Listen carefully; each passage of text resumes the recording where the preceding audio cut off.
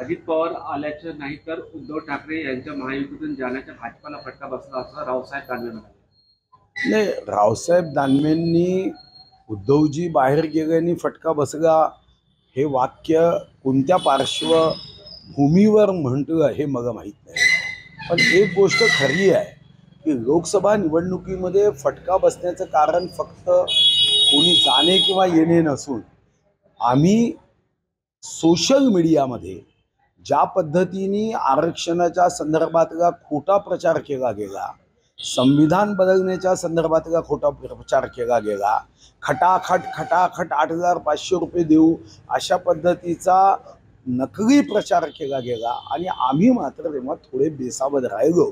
त्याचा परिणाम हा निवडणुकीमध्ये झाला। लोकांना वाटलं की काँग्रेस काहीतरी करेल, पण आता लक्षात आलं की हे सर्व यांचं षडयंत्र होतं। आरक्षण कधीही हे हटणार नव्हतं।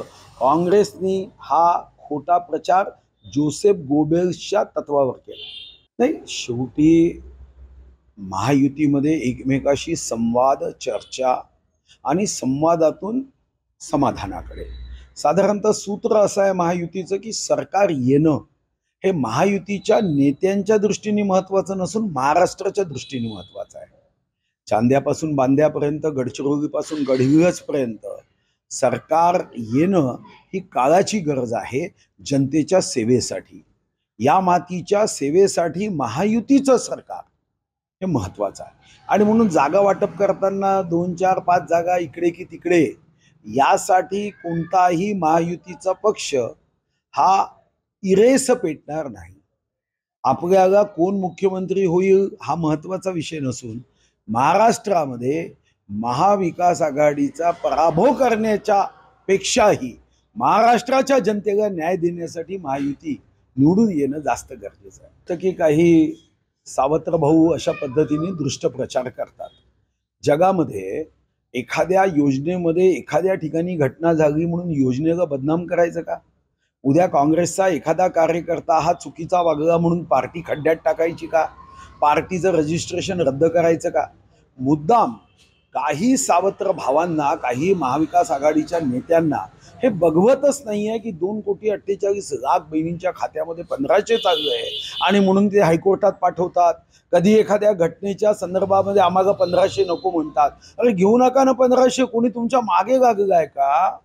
घेऊ नका। तुम्हाला काँग्रेसच्या लोकांना जर लाडकी बहीण योजना पसंत नाही तर काँग्रेसवाल्यांनी घेऊ नये, त्याच्यात कुठं आक्षेप आहे। पण मला वाटतं की या योजनेच्या बद्दल कारण नसताना या योजनेच्या बद्दल अपशकुन कोणीही करू नये। वाटतं की तुम्ही दुरुस्त केलं पाहिजे। महेश शिंदे हे भाजपचे आमदार नाही।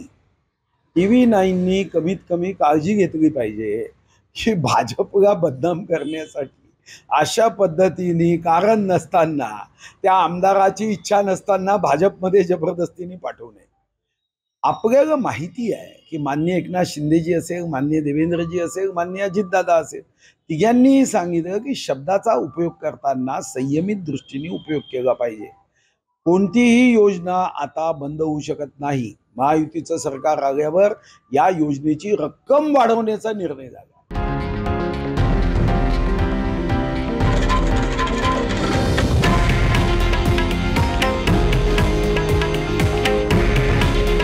हे आहे देशातील नंबर 1 न्यूज नेटवर्क आणि आपण पाहत आहात TV9 मराठी। काळजी तुमची, हित महाराष्ट्राचं।